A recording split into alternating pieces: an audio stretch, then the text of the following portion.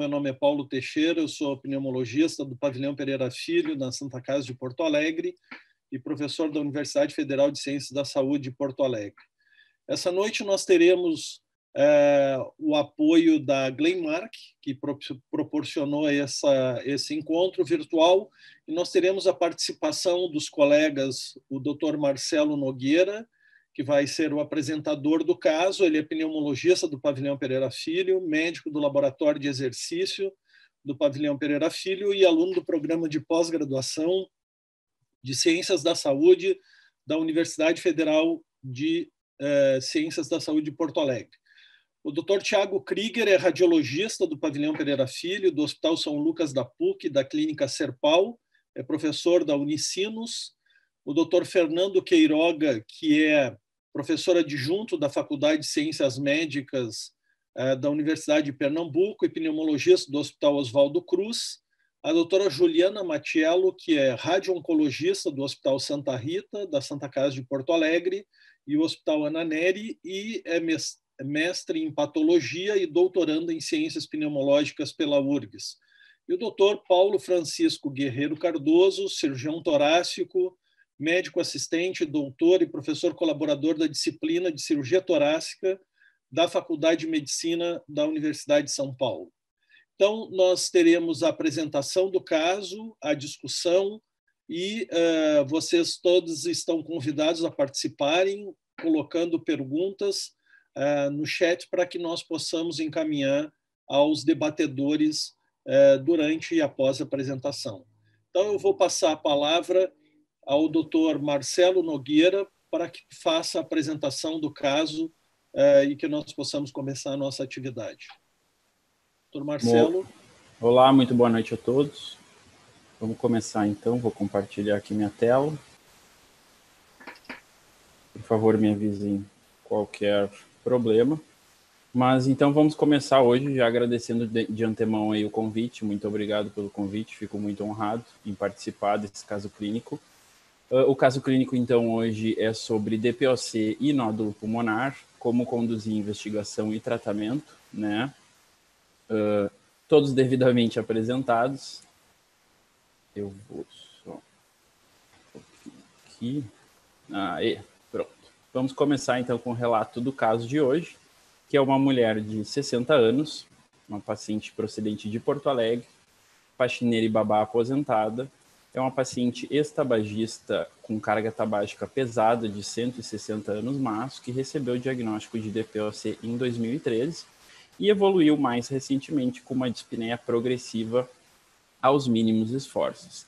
No último ano, então, ela teve 2 exacerbações que não necessitaram internação e chegou a ser vacinada para a influenza, né, em 2019, que é que é o ano que nós vamos basicamente começar este caso, tá? E essa paciente então chegou referindo ter exame de imagem com presença de nódulos. Essa paciente de história pregressa, ela é hipertensa, tem hipotireoidismo e depressão, controlados com medicação de uso contínuo e terapia inalatória também com formoterol, beclometasona e tiotrópio. Ao exame físico, o paciente se encontrava bem, a ausculta pulmonar dela tinha murmúrio vesicular diminuído difusamente, o restante do exame se encontrava normal, sem outras alterações. Exames da paciente, então, essa paciente tinha uma espirometria com um distúrbio obstrutivo já severo, né? Ela tem aí um VFUM com 0,45 litros, né? 22%, e uma CVF de 53%, sem resposta ao broncodilatador. Tinha uma difusão já reduzida de 42%. E ao teste de caminhada, essa paciente, então, percorreu uma distância de 240 metros, 48% aí do predito, um Borg que foi de 0 a 3, e teve uma dessaturação importante de 81%, com desconforto em membros inferiores bem importante durante o teste. Essa paciente, antes da gente ir para o exame, a tomografia dela, ela chegou a fazer uma cintilografia, então, perfusional, com uma distribuição irregular do radiofármaco no pulmão direito, né, principalmente na metade superior aí. E essa paciente realizou uma ergospirometria, então, em abril de 2019, e, na verdade, a paciente não conseguiu concluir o exame, ela parou, na verdade, na parte do aquecimento, então não foi nem acrescentado carga para ela no teste de exercício cardiopulmonar, devido à dispneia intensa, ela parou com um Borg de 7. Já nesse aquecimento, aí, ela já teve uma queda importante aí da capacidade inspiratória, né? E já se viu que era bem compatível com uma alteração de mecânica respiratória importante. Ela desaturou, chegou a 88%, né, e não foi acrescentado carga. O VO2 de pico dela aí representou 25% do predito, apesar de que a gente sabe que ela não teve, na verdade, um tempo também suficiente de exercício para dizer exatamente, né, mas a gente já viu que a paciente tinha uma limitação funcional bem importante.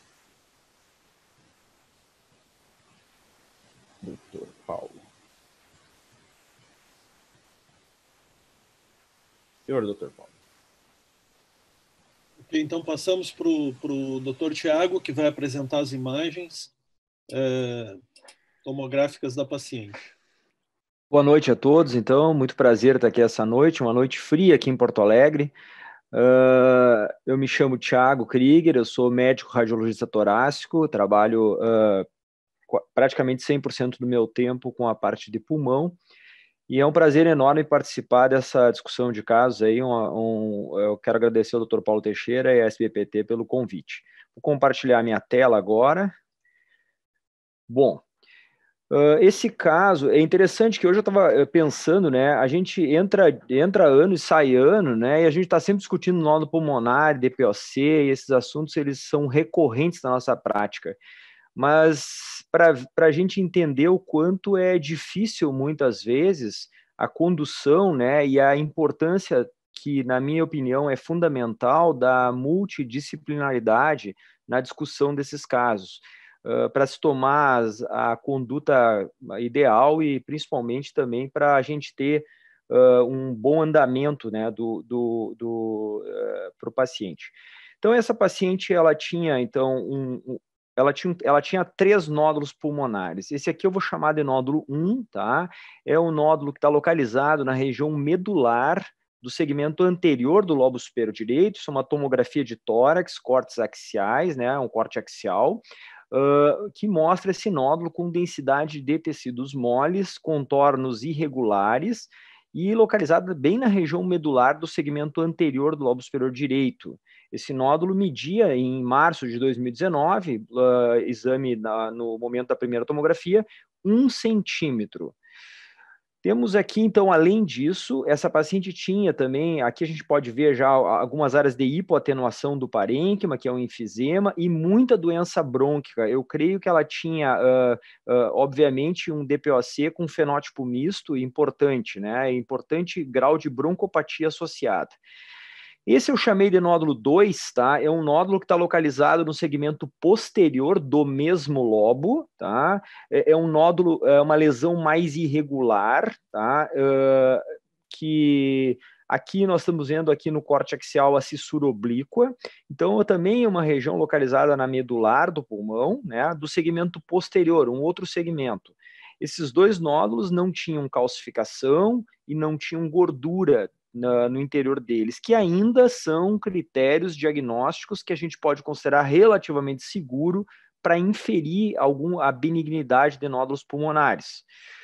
Nós temos aqui o nódulo 3 dessa paciente. É um nódulo que estava localizado na língula, como vocês podem ver, na janela de mediastino. E isso é importante nós termos em mente, que quando a gente vê um nódulo pulmonar, é necessário nós usarmos a janela de mediastino para nós avaliarmos se esse nódulo tem ou não calcificação. Então, lembrando que nós não podemos avaliar nunca um nódulo pulmonar somente na janela do pulmão. Nós temos que utilizar essa janela, que é a janela de mediastino. Então, esse nódulo localizado na língula, ele tinha uma calcificação central, bem definida e, portanto, esse é um critério de benignidade. Então, nós apresentamos o nódulo 3, mas nós praticamente o excluímos da investigação adicional por se tratar de um nódulo benigno, muito provavelmente um granuloma. Então, nós estamos em março de 2019 e logo após esse exame, foi indicado, então, em virtude da condição clínica da paciente, um controle. E dessas lesões do lobo superior direito. Dessa maneira, a gente optou por fazer um controle diretamente já com PET-CT pela probabilidade pré-teste de ser uma doença maligna. E a gente, quando faz o PET-CT, a gente utiliza também a tomografia computadorizada como marcador, né? E a gente pode aí também ter a noção da questão do volume dessa lesão, se está crescendo ou não, além da avaliação metabólica, né, do PET-CT. Esse é o PET-CT da paciente, realizado em maio de 2019, mais ou menos 2 meses após o primeiro estudo, que nesse corte coronal, nós temos 2 cortes coronais, demonstrou então que o nódulo 1, aquele nódulo do segmento anterior, tinha uma captação bem importante, com um SUV de 9,1. É um SUV alto para o tamanho do nódulo, é bem alto. A gente pode considerar um nódulo com SUV com captação positiva. E o outro nódulo tinha uma captação bem menor, uma captação que é um pouquinho maior do que o parênquima normal, 1,4, mas mesmo assim a gente deve considerar essa captação como positiva. São nódulos, então, que a gente pode dizer assim, eles são ávidos, eles consomem glicose, são ávidos pelo FDG. É isso que a gente pode dizer do ponto de vista imagético até o momento. E que devem necessariamente prosseguir a investigação. Bom, por alguns motivos que depois os debatedores vão explicar, essa paciente, antes de qualquer coisa, realizou um novo controle tomográfico, e principalmente pelo motivo de que ela é uma paciente que tinha uma função pulmonar muito ruim, e foi realizado um novo controle tomográfico mais para frente, né? As questões logísticas. E em outubro de 2019, esse nódulo, que já captava bastante e que já tinha 1 centímetro, aumentou o seu tamanho para 1,5 centímetros. Aumentou também a irregularidade dos seus contornos e isso aconteceu. De outra forma, o outro nódulo, que é o nódulo 2, que ainda é o nódulo que captava menos, ele se manteve inalterado em relação ao exame de março, ou seja, nós temos aqui um controle 7 meses após a primeira tomografia, um nódulo se manteve inalterado e o outro nódulo apresentou aumento de 50%, que isso, né, em termos de volumetria, é mais do que duplicação num período de 6 meses. Se nós colocar nos nossos protocolos, nos sites para cálculo de tempo de duplicação, o VDT desse nódulo, ou seja, o tempo de duplicação do volume do nódulo, é em torno de 140 dias, o que favorece bastante a possibilidade de uma neoplasia pulmonar, né, pelo tempo de duplicação. Lembrando que até 200 dias a gente tem um tempo de duplicação bem agressivo, provavelmente de uma neoplasia agressiva, né? Então, entre 200 e 400 já é as neoplasias um pouco mais lentas, e acima de 400 nós estamos falando, então, de neoplasias mais lentas ainda, ou eventualmente lesões não neoplásicas. Se nós também lembrarmos de colocar esse paciente em qualquer um dos cálculos de análise bayesiana e de probabilidades, ambos os 2 nódulos, por se tratar de uma paciente enfisematosa e com contornos irregulares e ainda com captação pelo FDG, ambos os nódulos também têm alta probabilidade de malignidade, em qualquer um das análises bayesianas que nós inferirmos.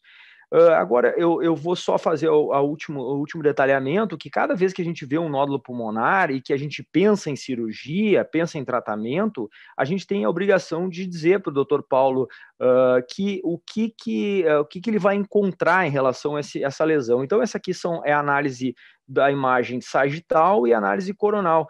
E a gente tem que dar informação, como radiologista, da condição da cissura, né? Uma cissura completa, vocês vejam que é uma cissura bem boa para o cirurgião, a cissura completa, a cissura menor também completa, e essa paciente não tinha nenhuma anomalia anatômica vascular, ou seja, ela tinha uma vascularização habitual, a vascularização que se encontra na grande parte dos pacientes, ou seja, 2 veias pulmonares à direita e a anatomia arterial habitual também. Esse é o outro nódulo, e vejam que esse nódulo já é um nódulo mais alongado, mais irregular, no corte sagital e no corte coronal, né, mostrando aqui que as vistas sagital e coronal também são de grande utilidade na nossa prática diária para avaliação dessas lesões. Passo a palavra ao Dr. Paulo Teixeira. Espera só um pouquinho. Ok, obrigado, Tiago. Então, nós vamos agora falar, ouvir a análise do Dr. Fernando Queiroga. Fernando, esse paciente tem condições cirúrgicas? Qual a tua impressão do ponto de vista funcional para que a gente possa oferecer um tratamento cirúrgico para essa paciente? Gostaria que tu fizesse uma análise do que nós temos aí. Ok, boa noite a todos, boa noite, colegas. Agradeço primeiramente aí o convite do Dr. Paulo Teixeira e da SPPT para participar. É uma honra estar com todos aqui, grandes nomes. Pois é, a paciente é uma paciente DPOC, para começar, né? A gente está fazendo uma avaliação clínica. Uma paciente DPOC muito grave, ela tem um VF1 de 22%, é um VF1 abaixo, já considerado estadio 4, né? Classe D de dado, porque ela tem dispneia aos mínimos esforços e 2 exacerbações no último ano. Então, é uma paciente considerada muito grave e classe D de dado. E outra questão é que todo paciente DPOC que apresenta com nódulo pulmonar, a gente já pensa que é um nódulo suspeito. Na verdade, ela já tem 2 nódulos suspeitos aí, um calcificado e 2 nódulos suspeitos. Então, se faz necessária chamar a atenção para poder ir atrás de biopsiar esse nódulo, poder tratar de maneira multidisciplinar. Agora, tem um grande problema, que é uma paciente que a gente chama, né, de paciente que tem uma função pulmonar limítrofe. E eu diria até mais, não é pulmonar limítrofe, eu acredito que ela já até passou desse limite. É uma paciente que ela tem uma disfunção grave da pulmonar. Então, ela tem uma disfunção pulmonar grave, muito grave, né, na classificação do Gowry. Então, eu queria pedir para compartilhar a minha tela, para a gente poder passar um pouquinho a avaliação e a dar continuidade no caso, né? Então, próximo, isso. Então, na avaliação da função pulmonar nas ressecções pulmonares, a gente tentar argumentar aqui o que é que poderia tentar fazer para ela, né? Inicialmente, para tentar resumir, a gente faz duas condutas de maneira breve. Uma delas é o preparo pré-operatório, que a gente visa reduzir as complicações pós-operatórias. Próximo. E a outra, a gente faz, após o preparo, a gente faz a avaliação, ou concomitantemente, a gente faz a avaliação pré-operatória. Que avaliação é essa? A gente vai tentar pegar medidas objetivas para quantificar o risco cirúrgico. Próximo. Então, no caso do paciente com DPOC, não é diferente. O paciente é pneumopata, tem doença de vias aéreas, e a gente vai, diante de uma situação de querer fazer pelo menos uma biópsia nessa paciente, a gente precisa otimizar a medicação, não só a medicação inalatória, que já está otimizada, né, com formoterol, beclometasona e tiotrópico, tratar eventual exacerbação, promover a cessação do tabagismo, que idealmente teria que estar no mínimo 8 semanas, mas, se não for possível, tentar cessar nas 24, 48 horas antes da cirurgia para minimizar o risco. Um suporte nutricional, que faz parte de toda uma reabilitação de um paciente DPOC. E, por fim, não menos importante, a fisioterapia e reabilitação pré-operatória. Próximo. E daí, falando um pouco dessa reabilitação pré-operatória, né, visando aí uma intervenção, a gente tem esse estudo, foi publicado no Jornal Brasileiro de Pneumologia ano passado, mas é de um grupo italiano, em que eles avaliaram 25 pacientes com DPOC e com câncer de pulmão, células não pequenas, e fizeram um protocolo de treinamento físico de 3 semanas. E o que a gente vê, como assim esperado, pré e pós-reabilitação nessa tabela próxima, a gente não vê alteração da função pulmonar. No entanto, ele fez teste de exercício antes e após reabilitação. Então, o VO2 de pico, tanto em porcentagem do previsto quanto em ml quilo minuto, ele realmente teve um aumento, né, em média de 15 para 18, e do valor previsto 64 para 81, além também de uma redução dessa inclinação do VE-VCO2, que denota que ocorreu uma certa melhora da eficiência ventilatória nesse paciente. Então, a reabilitação, ela efetivamente aumenta a capacidade de exercício próximo. E não só isso, esse estudo aqui de 2018, ele também reduz complicação pulmonar pós-operatória. Então, essa meta-análise que trabalhou com 10 ensaios, foram feitos diversos protocolos de exercício, a grande maioria desses trabalhos eram randomizados, controlados, e eles avaliaram várias complicações, que no caso, avaliaram outras neoplasias esofágicas, ósseas, só que no câncer de pulmão tem essa demonstração, e as complicações avaliadas no câncer de pulmão foram pneumonias, atelectasias, insuficiências respiratórias mais frequentes, né? Intubação prolongada acima de 24 horas, além de outras, broncoespasmo, tempo de dreno, torácico, próximo. E aí o que a gente vê? Que essa tabelinha, esse quadradinho da vermelho aí da esquerda, mostra que todos esses estudos controlados, randomizados, em relação ao controle, mostraram uma redução do número de eventos, de complicações. Tanto que o efeito combinado, ali à direita, no quadradinho verde, ele mostrou uma redução de 48%, estatisticamente significante, né? O efeito combinado aí desses trabalhos nessa meta-análise. Então, é uma linha de trabalho que merece mais espaço, merece nossa atenção, para que a gente possa poder preparar melhor esses pacientes próximos.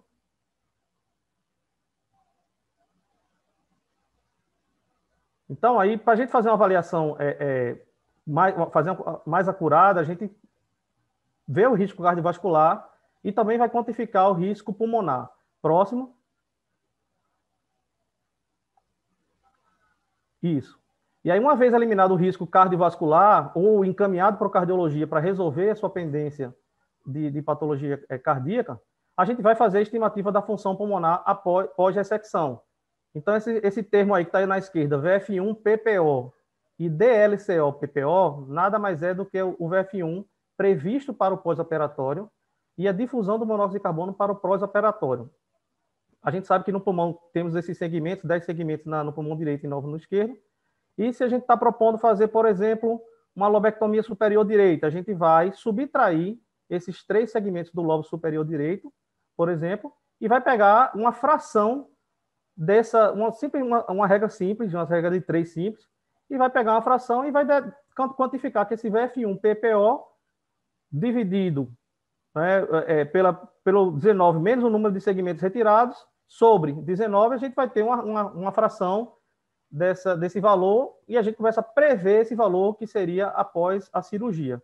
Que no caso da nossa paciente, o VF1 pré-cirurgia já é muito baixo. Próximo. E aí, só para explicar que esse algoritmo de ressecção pulmonar, toda essa explicação do VF1 e da LCO-PPO, exatamente vai explicar por ali por cima. A gente vê, tem uns caminhos para você seguir. Então, você vê o VF1-PPO e a DLCO-PPO, se tiver acima de 60%, ambas, você não precisa avançar na investigação. À esquerda, a gente considera como baixo risco. Porém, se um dos dois... Se um dos dois mostrar que é abaixo de 60, ele faz o teste de exercício cardiopulmonar. E aí, no caso da nossa paciente, aqui à direita, a gente colocou em destaque, a nossa paciente ainda está, né, com o VO2 máximo 4,4 ml por quilo minuto. Tá? E a gente apresentou aí um dado que o Marcelo vai falar, que é o VO2 de pico. Ela chegou a fazer reabilitação, e não chegou a atingir ainda o VO2 máximo de 10 ml por quilo, sendo considerado alto risco. E aí a gente precisa considerar uma ressecção mínima ou até um manejo não cirúrgico, né? Acho que o Marcelo vai falar que ocorreu a reabilitação da paciente, e a paciente até melhorou da sua condição de exercício, porém ainda não foi suficiente para sair desse risco alto. Então, a gente pode passar o próximo, conclui aqui que o paciente, a gente não diz que ele não é inoperável, tudo é uma discussão multidisciplinar, a gente simplesmente fala que é um paciente de alto risco cirúrgico, e aí vai ser tudo discutido. Eu passo a palavra de volta a Dr. Paulo Teixeira. Ok, obrigado, doutor Fernando. Então vamos ver aí, o doutor Marcelo mostra para a gente o que foi feito e depois vamos ver se o doutor Paulo Cardoso vai querer operar a paciente, né? Se vai querer fazer a lobectomia ou a ressecção mínima, enfim. Bom, então vamos seguir. No caso, esse aqui então é aquela ergoespiro que eu estava falando para vocês, né? E aí, essa paciente, então, obviamente fez a tomografia, que o Dr. Tiago já descreveu, só resumindo, então, com aquele nódulo, né, de contorno irregular no segmento anterior, podendo corresponder à lesão neoplásica primária, e aquela lesão nodular no segmento posterior do lobo superior direito, com também sinais de DPOC, predomínio enfisematoso, tomo de abdômen e crânio sem alterações, e a conduta dessa paciente, então, foi encaminhada para a reabilitação pulmonar, né? Foi mantido o tratamento inalatório dessa paciente, foi realizado o PET-CT, então, em 3 meses, né? E para a gente fazer a reavaliação funcional dessa paciente, claramente não estava bem do ponto de vista funcional. A PET-CT, o Dr. Tiago também já comentou, né? Quando ela fez ali, os nódulos estavam em tamanho semelhante, com bastante hipercaptação daquele nódulo anterior, né, do lobo superior direito, e também captação do nódulo do segmento posterior do lobo superior direito. Na espirometria nova, pós-reabilitação dessa paciente, a espirometria, obviamente, se manteve com um distúrbio obstrutivo severo, né? O VFUM dela ali se manteve em 0,50 litros, com 23%, difusão ainda baixa, 41%, né? O paciente tinha bastante dificuldade para fazer o exame. A reabilitação pulmonar para ela demonstrou bastante diferença, né? No antes e depois aqui, a gente vê que o teste de caminhada dela de 295 metros, ela foi para 375 pós-reabilitação, né? E no questionário de St. George, a gente vê que ela teve uma melhora bem importante na qualidade de vida, principalmente no impacto em relação aos sintomas dela. A sintomatologia dela melhorou claramente aí. No teste de exercício cardiopulmonar pós-reabilitação, a gente viu, então, que a paciente realmente apresentou uma melhora pós-reabilitação, porque a paciente conseguiu fazer o exame. Então, ela não ficou só na fase do aquecimento, que nem no primeiro exame, ela conseguiu concluir.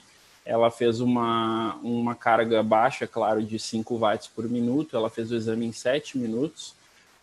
Essa paciente, então, ela conseguiu concluir o exame aí continuou com uma queda bastante importante da capacidade inspiratória, então uma paciente que hiperinsufla, ela teve uma queda também bem significativa da saturação, ela terminou saturando 69%, o VE-VCO2 dela foi de 26%, né? E o VO2 dela, então, predito, ficou aí em torno de 42% do previsto, né? 8,2 ml quilo minuto, que nem o Dr. Fernando tinha comentado. Ela ainda não atingiu o que a gente queria, que era acima de 10 ml quilo minuto, né? E então essa paciente aí, apesar de ter tido essa melhora, ainda tinha essa limitação bem importante, não só do ponto de vista respiratório, mas a gente viu também que tinha uma limitação aí cardiocirculatória, que a paciente, no pulso de O2 dela, ela fez um platô, né, que no teste de exercício cardiopulmonar a gente consegue ver que tem aí um componente cardiocirculatório junto para a limitação funcional dela. Muito bem, Dr. Paulo, o senhor.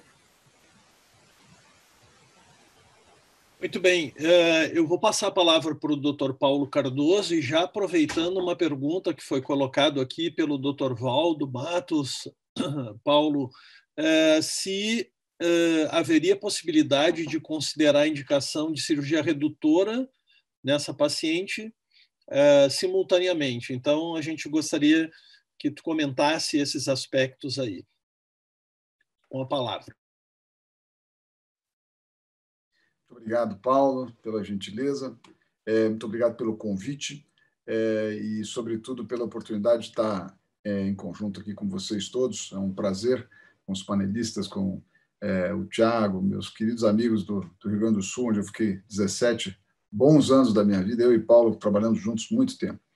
Esse caso, eu acho que essa pergunta é oportuna, mas eu vou deixar essa consideração para o final, antes para falar sobre algumas outras coisas. O caso é muito interessante por vários aspectos. Primeiro que ele mostra como é fundamental que os cirurgiões e os pneumologistas, e o radiologista, e o radioterapeuta, e o oncologista clínico, a gente tem que discutir esses casos multidisciplinarmente, né? Essas não são decisões fáceis de tomar, embora pareçam para alguns, né? Não são. Algumas coisas que nós, quer dizer, eu como cirurgião passo a vida inteira entre o risco e o benefício. Eu nunca posso oferecer para o paciente um risco igual ou maior ao benefício. Quer dizer, o risco tem que perder de lavada sempre. E isso é muito importante, porque nós temos que nos aproximar dos pneumologistas para entender exatamente qual é a noção de risco que nós estamos oferecendo para o paciente, para depois conversar com o paciente e aí chegar a um consenso do que nós vamos fazer. Esse caso tem uma coisa inicial que eu acho bem interessante, que é a questão da ressecabilidade. Vamos nos abster um pouco da questão funcional e tudo, que é muito importante, eu vou comentar logo mais, mas nós temos um paciente com 3 nódulos, aparentemente à direita ele tem 2 nódulos no mesmo lobo, em segmentos diferentes, né? Um nódulo no segmento anterior, quase que na transição córtico-medular, e um outro nódulo no segmento posterior. Então, isso é muito importante e, para a sorte desse paciente, ele tem 9% de perfusão só nesse lobo, né? Teoricamente, quer dizer, a cintilografia perfusional não é tão aritmética assim, embora seja quantitativa, mas a gente sabe que o terço superior deve conter pelo menos um desses nódulos, né? E isso, a perfusão é baixa. Então, ele usa pouco esse lobo porque ele não perfunde. Então, essa é uma consideração. O segmento posterior também estaria dentro dessa mesma zona, ou talvez no terço médio.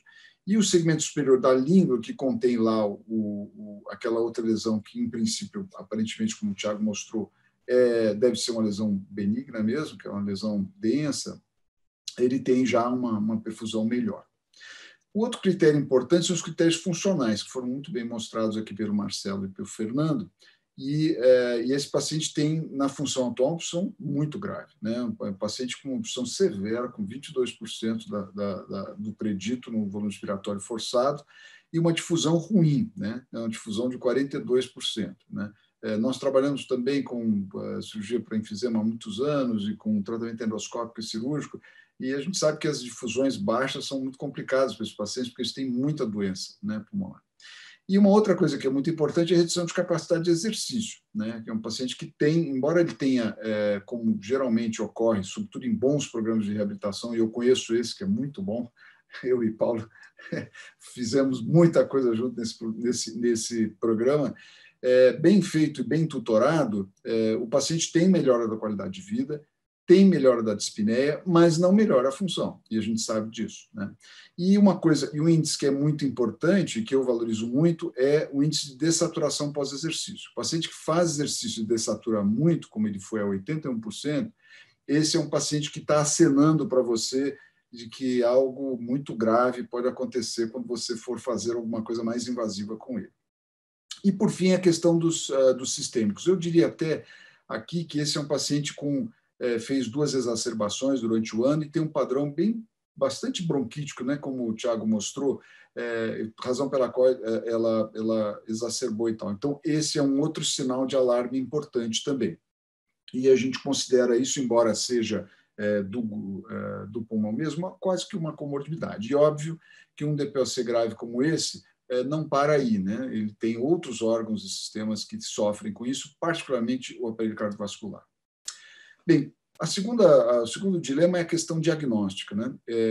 Nós, cirurgiões, eu particularmente me dediquei muitos anos e até hoje a métodos diagnósticos, como broncooscopia, métodos intervencionistas, e também, de novo, tem que fazer a mesma coisa, fazer o balanço risco-benefício. Então, uma coisa que é importante é situar bem onde estão. Então, os do segmento anterior do lado superior direito e posterior são provavelmente neoplásicos mesmo, sobretudo do segmento anterior do lado superior direito, que tem um SUV alto, né? Então, ele capta muito, e o outro capta também, embora seja abaixo de 2,5, ele capta. Então, até que se prove o contrário, ele pode ser inflamatório, mas feita a tomografia algum tempo depois, ele não se modificou. Então, a possibilidade de ser inflamatório cai bastante. E o da língula é outra história, né? Ele, em princípio, não entra nesse julgamento. Isso com base no PET, como nós já falamos. Então, uma questão que é muito importante, até para negociar, quando você vai fazer alguma coisa com o paciente, é a questão da histopatologia. E, nesse caso, particularmente, o risco de pneumotórax é alto, tanto para a punção aspirativa, como para uma broncoscopia, onde o risco de pneumotórax não é tão alto assim, mas é um exame invasivo num paciente que tem uma via aérea extremamente reativa, extremamente inflamada, e você, quando faz broncoscopia nesses pacientes exacerbadores, eles literalmente voam baixo, né? É o paciente que a gente sabe que esse é um exame que parece simples, rápido, objetivo e claro, e joga o paciente nas cordas. É muito importante. Bem, e por fim, antes de dar o parecer final, duas palavras, quer dizer, ressecção sublobar é uma realidade hoje, né? Isso, nós temos vários estudos já desde o protocolo 821, lá nos anos 90, 1993, 95, que mostrou que isso era possível e que com bons resultados, e hoje a gente tem sobrevidas de 10 anos, como nesse estudo de Nova York, do Nasser Al-Torque, com a sobrevida de lobectomia e segmentectomia praticamente idênticas, né, em pacientes com estágios iniciais. Por um paciente como esse, se for avaliar a possibilidade de ressecção em cunha, né, ou segmentectomia anatômica, primeiro, a segmentectomia anatômica nesses pacientes, se você fizer num segmento só, mesmo que seja um só, num lobo superior com tanto enfisema, esse é um paciente que não vai bem. Ele tem uma área intersegmentar muito doente, né, sopra muito, tem muita complicação pós-operatória. Então, a solução é ressecção em cunha. Aí nós voltamos ao que eu falei lá no começo. Né? Para ressecção em cunha, você tem um nódulo, um segmento anterior e outro posterior. Como é que você vai fazer? Você vai tratar um só e deixar o outro? Não faz sentido. Né? Então, mas, digamos que se optasse por fazer uma ressecção em cunha, a sobrevida entre ela e a anatômica são similares. Para esse paciente em si, não é uma ótima opção. E, finalmente, a questão da abordagem está baseada no status funcional pós-reabilitação, que é muito importante. Alguns pacientes ficam muito bem, e como o Fernando pontuou muito bem, é um paciente que permanece abaixo de 10 mililitros por quilo no VO2 máximo, né, pós-reabilitação. E a gente sabe que VO2 máximo abaixo de 60%, quer dizer, atingiu 42%, abaixo de 60%, no estudo que ele mostrou, do Michele Salati, o índice de complicações é muito alto. E, geralmente, são complicações graves, quer dizer, não só as complicações em geral. Então, eu concluiria, Paulo, da seguinte maneira, que eu acho que é um paciente de alto risco, muito alto risco pulmonar para ressecção sublobar, por todos esses fatores que eu falei, não só anatômicos, como funcionais e como status atual do paciente. E a questão da cirurgia redutora, ela se baseia em alguns princípios aqui que nós temos dificuldade de julgar com os dados que nos foram apresentados. Por exemplo, nós precisaríamos de uma prova de função completa, com volume residual, capacidade pulmonar total, etc., e o grau de heterogeneidade desse enfisema. A meu ver, eu não sei, o Thiago talvez pudesse replicar no final e fazer um comentário sobre isso, se existe realmente uma diferença, uma heterogeneidade, porque a gente sabe que o enfisema heterogêneo, predominante em lobo superior, nesses pacientes é o que tem o melhor resultado. Então, a questão da cirurgia redutora associada à ressecção, ela não é uma impossibilidade se você olhar os critérios, porque para a cirurgia redutora você tem que ter mais de 20% do prejuízo no volume respiratório forçado, tem um volume residual acima de 175% a 200% e assim por diante. Eu acho que é uma questão até de se pensar, mas com a característica anatômica desse paciente e o tipo de efizema que ele aparentemente tem, que é um exacerbador, etc., ele também não é um bom candidato.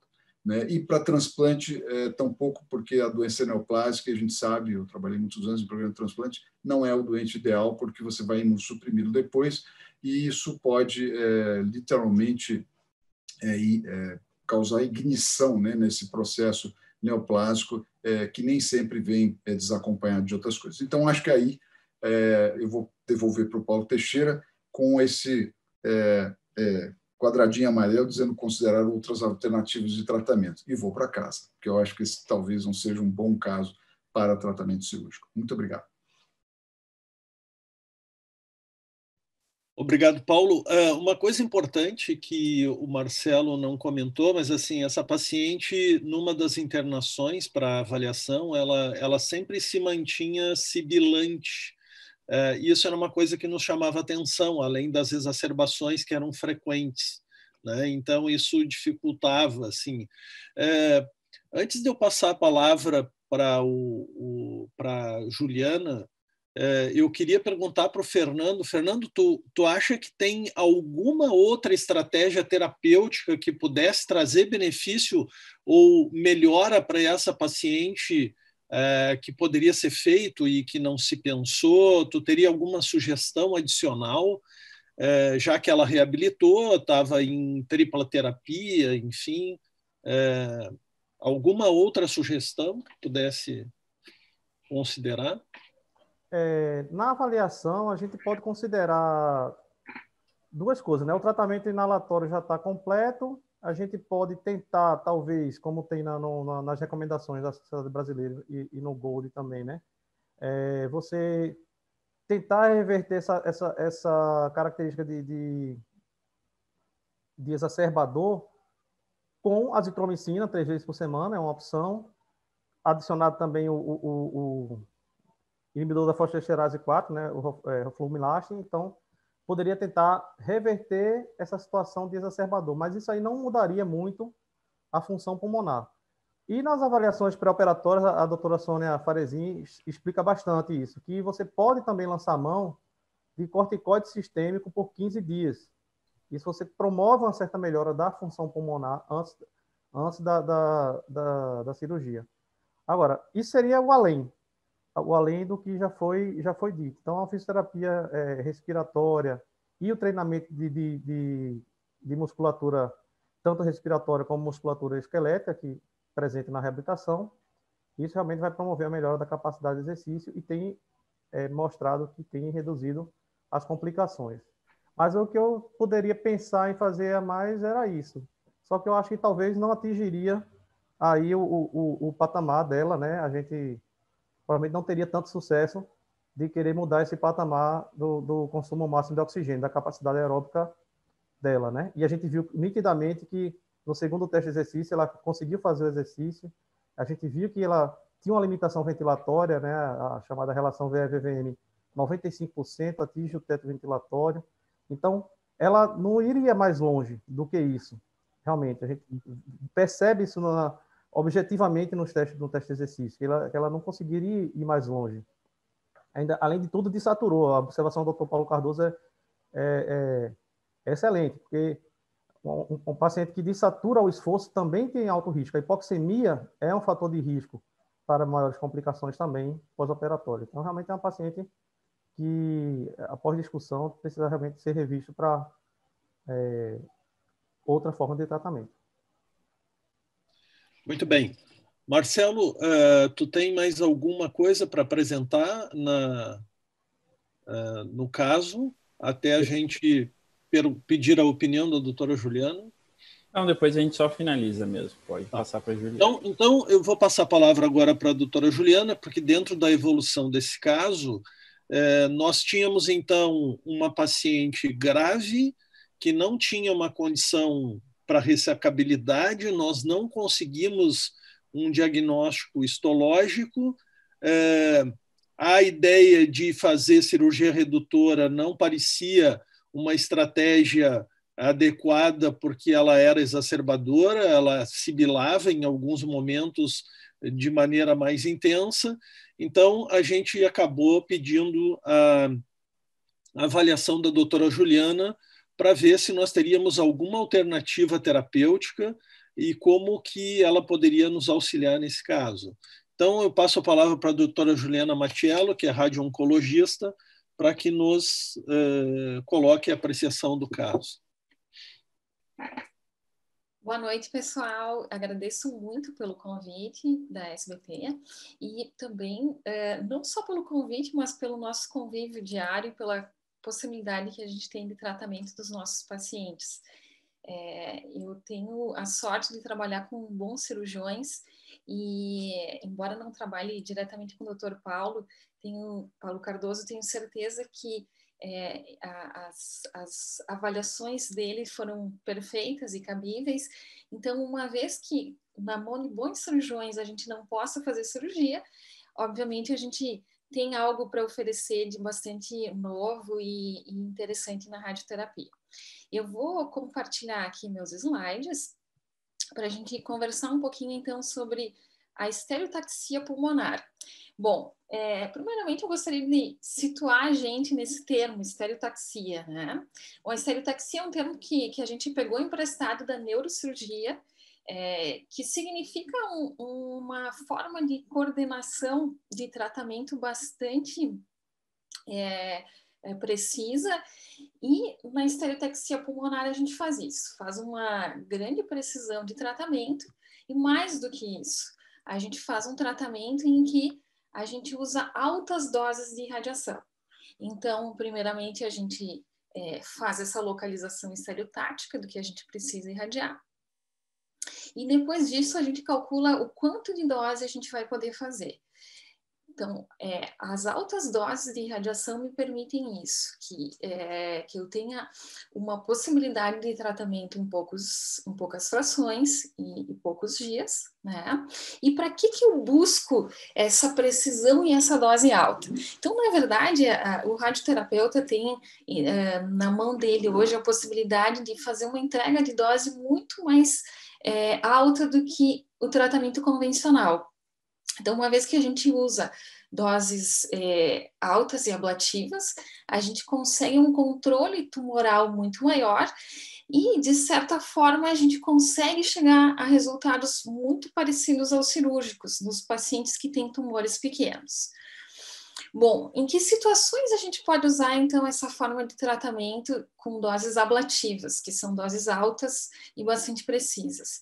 A gente usa quando o paciente não tem performance para a cirurgia, eventualmente quando o paciente discorda de fazer uma cirurgia, quando a gente tem mais do que uma lesão, que é o nosso caso, a nossa paciente tinha 2 lesões, e isso faria com que houvesse necessidade de uma cirurgia mais ampla, e eventualmente quando nossos bons cirurgiões estão de férias, né, Dr. Paulo?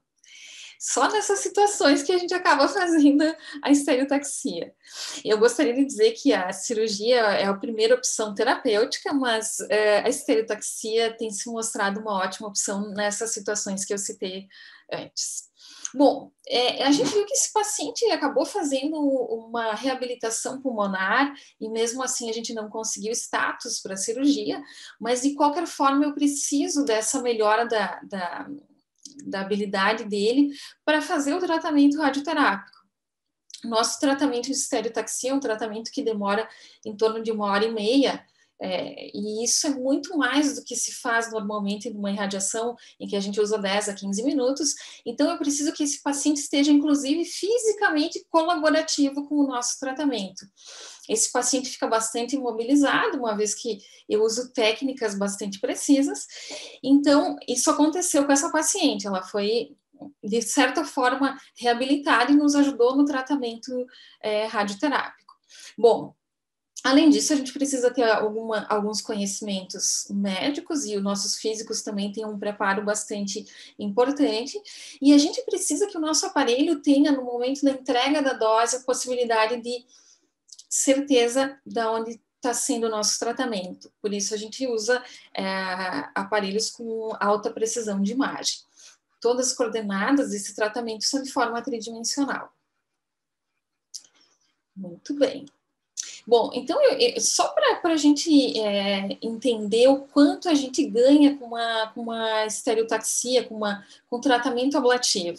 Então, aqui eu só estou comparando, para vocês terem ideia, dose de 60 grays em 3 situações. A primeira eu estou colocando em 30 dias, que é o nosso tratamento convencional, que a gente faz para os pacientes com tumores maiores, ou eventualmente se fazia antes da possibilidade de estereotaxia.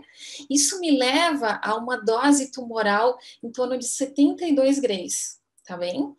Quanto aos tecidos sadios, embora eu tenha 72 grays no tumor de dose de atividade, o tecido sadio, por ter uma sensibilidade maior em radiação, sofre um pouco mais do que o tecido tumoral. Mas eu faço o meu tratamento o mais diminuído possível em relação à área de radiação dos tecidos sadios. Então, isso é o tratamento convencional. Quando eu uso estereotaxia, o meu tratamento é ainda mais justo. E aí, aqueles 60 grays que eu dei em 30 frações no tratamento convencional, eu vou dar em 3 frações. Significa que eu estou dando 20 grays ao dia e não 2 grays. O que isso me traz? Uma dose tumoral de 180 grays, que é mais do que o dobro do que a dose que a gente usa de forma convencional.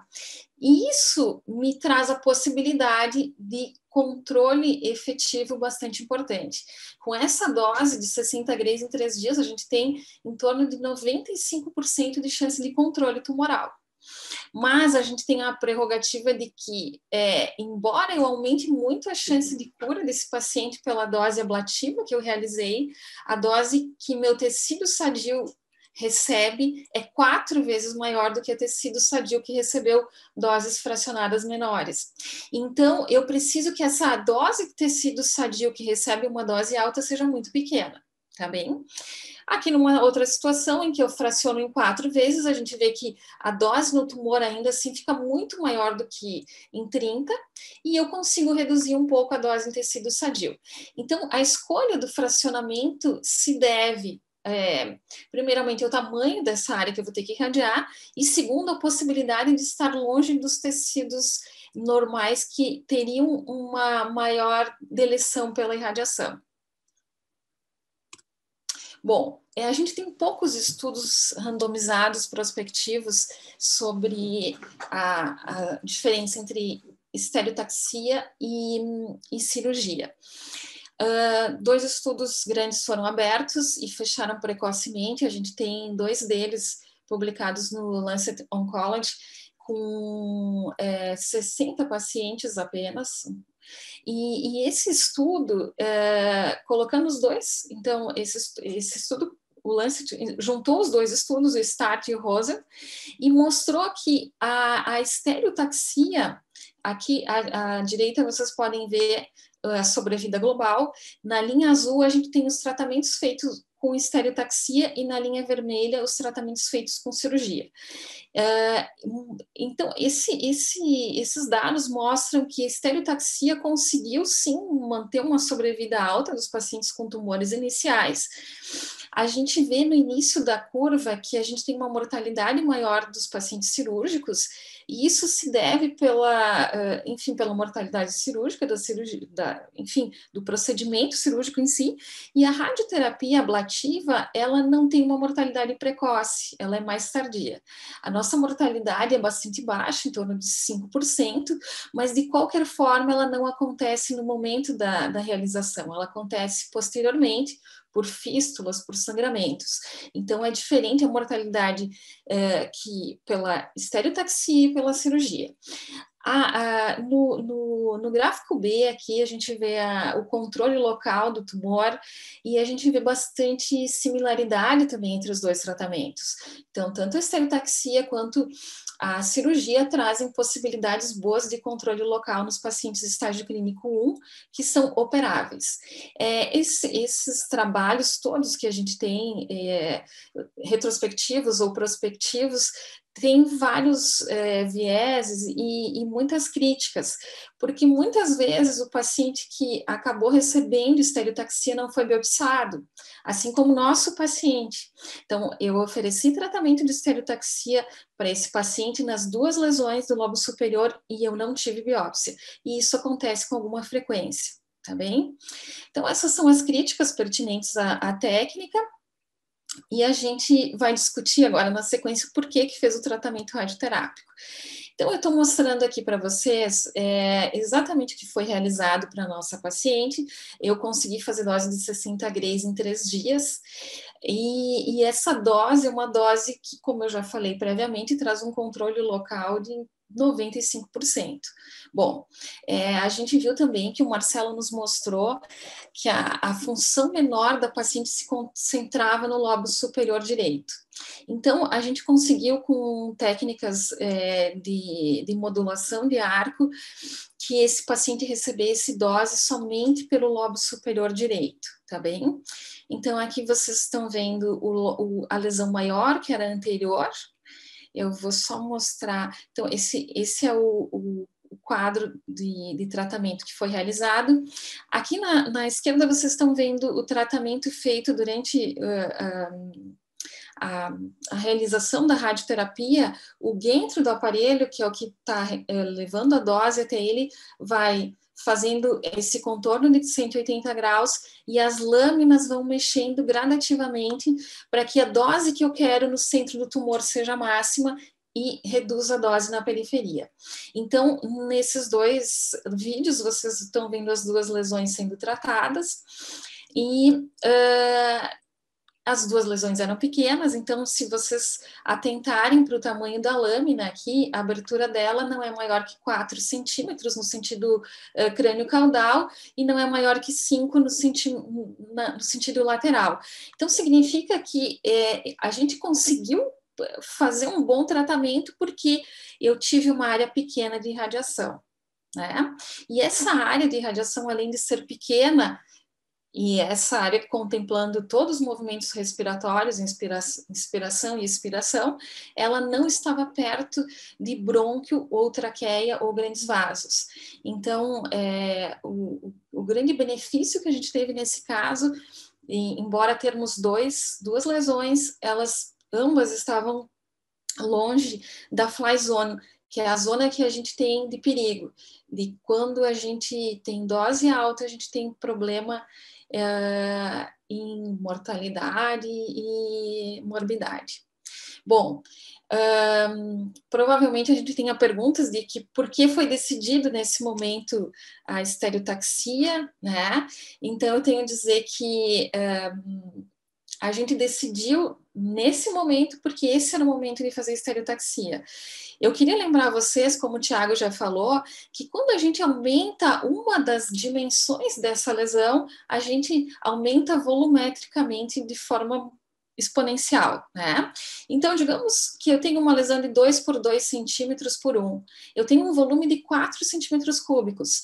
Se uma das dimensões aumentar 1 centímetro apenas, eu vou para 8 centímetros cúbicos. E isso torna a estereotaxia muito mais deletéria e, eventualmente, me impede de uma dose ablativa maior. Então, a minha maior chance de sucesso é com dose maior, e se eu deixar um tempo a fim de que eu tenha certeza que esse nódulo realmente é tumoral, eu vou perder a chance de tratá-la. Então, tratamos no momento que a gente achou adequado, seguro e eficaz fazer a radioterapia. Então, só para mostrar para vocês aqui, eu estou com 2 imagens. Quando a gente aumenta o volume do tumor, eu tenho que aumentar o volume de irradiação. E isso faz com que a minha dose alta no anel próximo à lesão seja impeditivo da realização dessa dose estereotática. Então, aqui na direita, vocês podem ver que eu estou com essa dose alta chegando no meu brônquio. E a chegada dessa dose alta no meu brônquio significa eu posso fistulizar esse brônquio, eu posso fazer uma hemorragia e eu posso ter uma morbidade e uma mortalidade alta. Então, a nossa decisão terapêutica se deu no momento em que era seguro a estereotaxia e que a gente apostou que realmente as duas lesões eram tumorais. Aqui eu vou mostrar para vocês, então, uma imagem sagital coronal da lesão. As duas lesões têm gifts do início e pós-tratamento, tá? Então, eu vou colocar aqui de novo, só para a gente avaliar, depois o Thiago vai mostrar de forma mais precisa, mas aqui era a lesão inicial, e agora não está andando. Enfim, mas o Thiago vai mostrar, então a gente teve redução de ambas as lesões, tá? Olha, Thiago, só porque eu não sou radiologista esse negócio não funciona. Tudo bem, vou te dar a chance de mostrar melhor a redução das lesões, tá? Seria uma tarefa prazerosa para mim, mas eu acho que vai ser contigo mesmo. Bom, é claro que a gente tem alguns problemas depois que irradia, e principalmente relacionados à incerteza de que realmente a radioterapia funcionou, né? Então, talvez o Thiago fale um pouco, mas eu gostaria de dizer que muitas vezes a gente tem, depois da irradiação, áreas fibrotelectásicas e, eventualmente, a gente tem broncograma, tem consolidação, e isso torna um pouco complicada a avaliação pós-radioterapia. Há várias formas de se fazer isso, né? E a gente tem bons radiologistas no nosso meio, então nos ajuda muito. Eventualmente a gente pode ter um crescimento exacerbado e aí também usar o PET para avaliar se realmente a gente teve uma resposta adequada ou não. Mas, enfim, sem dúvida nenhuma, a estereotaxia é uma opção muito válida e importante, principalmente para esses pacientes que não conseguem realizar o tratamento. E mais do que isso, é importante que a gente tenha um olhar precoce, porque esse olhar precoce, essas lesões fazem com que eu possa fazer de forma com bastante sucesso o meu tratamento, né? Quando a gente deixa a lesão crescer, a gente acaba não conseguindo fazer um tratamento ablativo.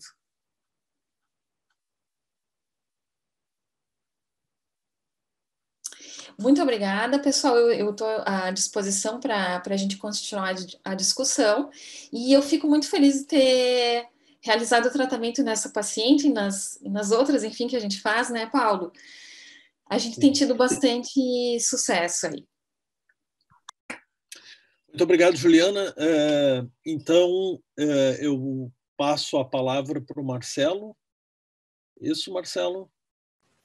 Aí, vamos só terminar aqui então, a apresentação e depois a gente faz os últimos comentários. Até o Dr. Thiago me emprestou até umas imagens aqui para a gente terminar, até para complementar o que a doutora Juliana estava falando. Então, essa paciente foi submetida então à radioterapia estereotáxica, né, nessas lesões à direita, em dezembro de 2019. O tratamento foi bem tolerado pela paciente, que teve poucos para-efeitos. Essas imagens, então, deixa eu mostrar aqui para vocês, que o Dr. Thiago me mandou. Essa aqui, a imagem à esquerda, então, né, era o nódulo 1, que era aquele nódulo maior de 1,5 centímetros e irregular, né, antes da radioterapia, e à direita ali a gente já vê o nódulo pós-radioterapia no segmento em maio de 2020, né, com um tamanho já bem menor, de 0,9 centímetros. Esse aqui é o mesmo nódulo ainda nos segmentos, né, depois em agosto agora de 2020, né, com uma redução bem significativa desse nódulo 1.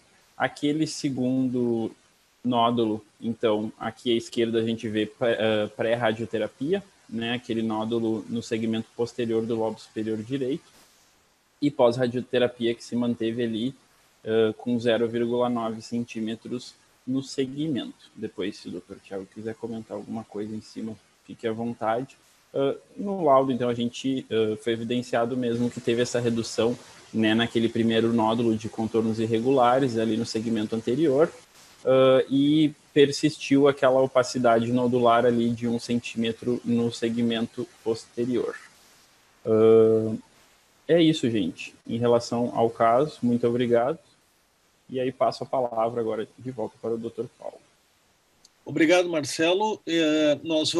Eu vou colocar algumas perguntas que já tem aqui, então eu vou começar colocando uma pergunta do colega do Luiz sobre a cirurgia robótica nessas situações, se ela poderia minimizar as complicações de pós-operatório, né? E logo depois eu vou colocar uma outra, que é do Marco Antônio Carvalho, que fez 2 considerações. Primeiro, como autorizar um tratamento oncológico de alto custo sem um diagnóstico anatomopatológico.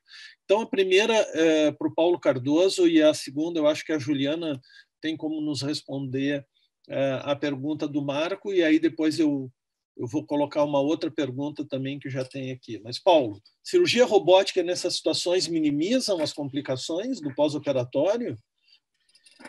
Obrigado, Paulo. Gostei muito da apresentação da Juliana também. Eu tenho algumas perguntas, se houver tempo no final, para ela. O Luiz Mendes, acho que é colega nosso aqui em São Paulo, se não me engano, ele é pneumologista, acho que no ABC, não tenho certeza. Me perdoe se eu errei, troquei o Mendes, mas eu acho que é ele, que eu conheço. Luiz, eu não faço cirurgia robótica, eu venho da geração que ficou fora da cirurgia robótica, mas eu tenho visto, nós na disciplina de cirurgia torácica, quando discutimos muitos casos do estudo do câncer, onde o chefe, que é o Dr. Ricardo Terra, que é meu colega associado lá, é um expoente hoje na cirurgia robótica brasileira, uma pessoa que tem se dedicado muito a isso, e existem algumas coisas interessantes a respeito da robótica que a gente aprende ouvindo os experts, né, como ele, nas discussões de caso que nós temos 2 vezes por semana na disciplina. A primeira é que o método é muito bom em termos de mobilidade, precisão e visibilidade. Essas são as 3 coisas mais importantes. Ele não é diferente do restante, né, em termos de ablação parenquimatosa. Você não vai fazer ablação de menos parênquima com o robô do que você faria com a cirurgia videoassistida, por exemplo. Porque os staplers, os grampeadores são os mesmos, né, que se usam. Então, esse é um conceito que também eu acho que a gente tem que ter na cabeça. É um método diferente para fazer a mesma coisa, ele é menos invasivo e ele é mais... a visibilidade é muito boa, a noção de profundidade em 3D é muito boa também. Então, eu presumo que a cirurgia robótica, para esse caso, ela não mudaria essencialmente, né, a impressão inicial, porque o paciente, como eu falei, tem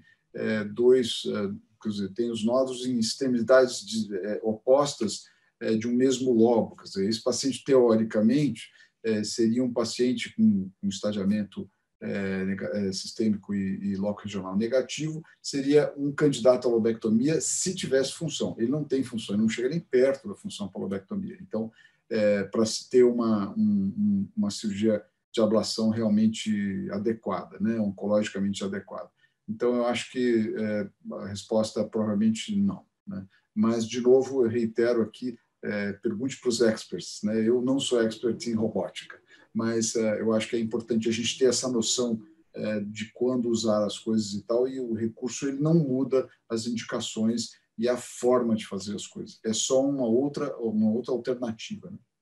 Não sei se foi claro o suficiente, mas era essa a resposta. Obrigado, Paulo. Doutora Juliana, como autorizar um tratamento oncológico de alto custo como esse sem anátomo patológico? A gente tem enfrentado algumas dessas, né, Juliana? Na verdade, Paulo, hoje, felizmente ou infelizmente, a radioterapia é paga por pacote. Então, eventualmente, a gente consegue fazer alguns tratamentos mais sofisticados e o SUS, o Sistema Único de Saúde, nos paga um pacote. Tá bem, tratamento de pulmão vou te pagar. Bom, Então, realmente, a gente é muito pouco remunerado por um tratamento desses. A gente pode fazer pelo Sistema Único de Saúde, mas a gente não é remunerado para tal, e a gente muitas vezes faz isso por amor à camiseta e por, enfim, a gente trabalha numa instituição de ensino e a gente acaba fazendo dessa forma também, né? Bom, Paulo, tem situações em que a gente não tem biópsia e simplesmente o laudo tomográfico sugerindo que a tumor consegue ter o recurso do SUS para pagar. Então, para o colega, enfim, não sei se é radio-oncologista, mas a gente sim consegue com o laudo do radiologista sugerindo fortemente que seja neoplasia, conseguir a remuneração. É baixa, de qualquer forma, né? Mas sim, a gente consegue autorizar pelo menos a radioterapia. Quanto à quimioterapia, eu não tenho certeza, acredito até que não, mas com a rádio a gente tem essa facilidade do laudo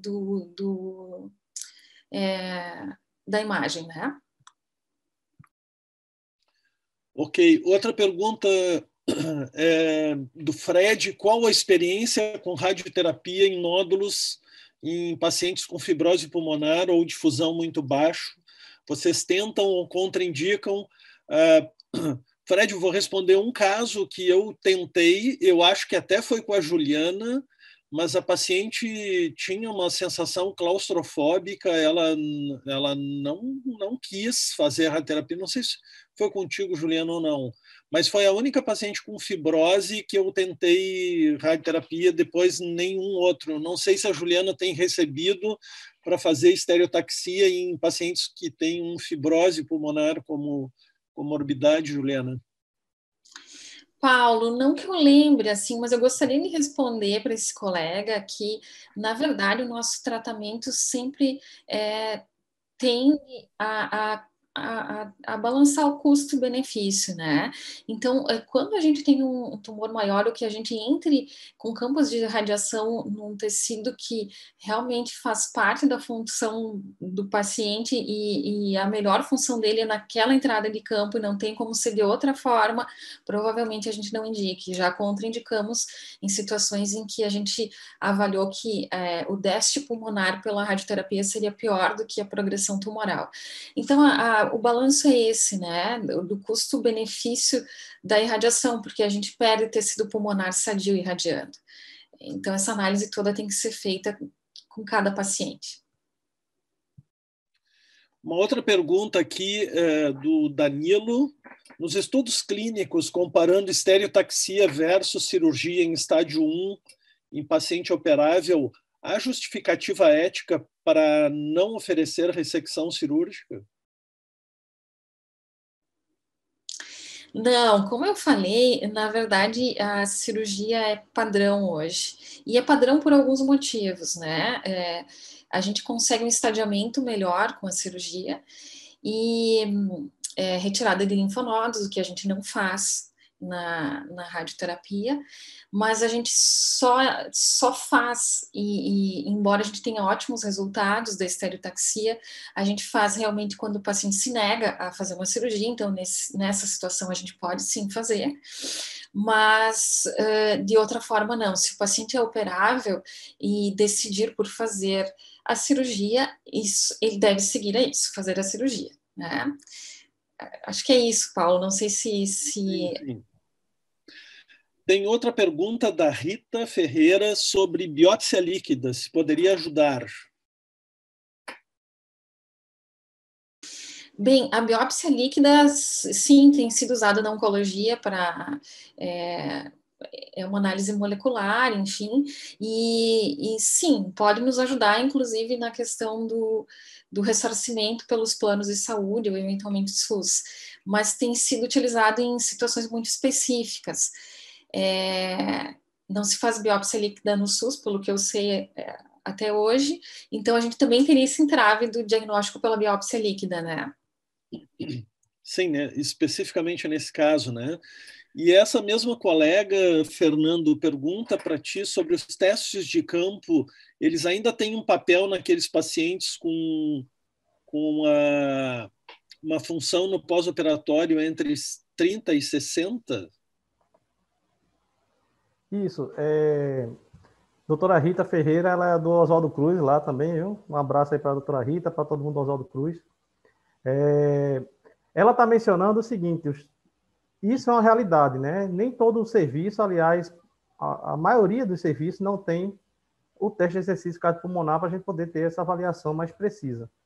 Então, a gente pode lançar mão dos testes de campo. E aí, o protocolo do algoritmo que eu citei foi de 2016, do Salati e Brunelli.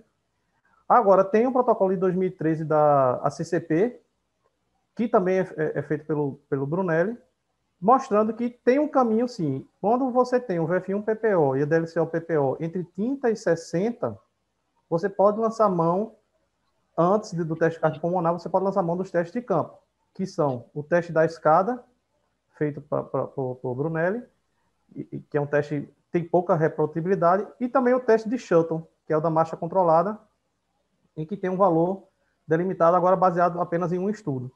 Então, você pode lançar mão desses dois testes de campo e você tem uma ideia da performance. Tanto o teste de escada quanto o teste de Shuttle são testes incrementais, eles têm uma boa correlação com o VO2 máximo, e eles podem ser aplicados. Na nossa realidade, lá no Oswaldo Cruz, por exemplo, a gente não tem um cardiopulmonar disponível, e termina que quando chegamos num paciente que está com esse VF1 PPO, previsto pós-operatório abaixo de 60, a gente lança a mão do Shuttle. A gente tem um BIP, comprou o BIP do Shuttle lá da Inglaterra, e a gente tem feito alguns testes de Shuttle nos pacientes. A gente tem pelo menos uma noção da capacidade de exercício deles. Então, se a gente não tem como seguir o protocolo de 2016, do Salati e Brunelli, a gente pode seguir esse protocolo da ACCP, de 2013, que tem esse intermediário teste de campo, que também acredito que seja nos centros que não tem o aparato do teste cardiopulmonar de exercício, podemos lançar mão, sim, dos testes de campo. Muito bem, meus amigos, eu gostaria de agradecer a todos vocês, ao Dr. Tiago, a doutora Juliana, Dr. Paulo Cardoso, Dr. Marcelo Nogueira, Dr. Fernando Queiroga, a todos os colegas que participaram ativamente dessa reunião, e dizer que eu estou extremamente contente pela discussão e pela riqueza das apresentações. Todos nós nos deparamos com esses pacientes com DPOC extremamente grave, que nós oferecemos tudo o que tem, tudo que as diretrizes nos orientam, broncoterapia, broncodilatação máxima, todos esses cuidados, e mesmo assim, muitas vezes a gente continua com as nossas limitações. Esse caso especificamente foi um grande desafio, porque a gente sempre, como a doutora Juliana falou, a gente sempre busca alternativa cirúrgica, que hoje ainda é o padrão ouro do ponto de vista de acesso a pacientes com neoplasia. Esse caso foi um desafio pela função pulmonar, como diz o Fernando, menos que limítrofe.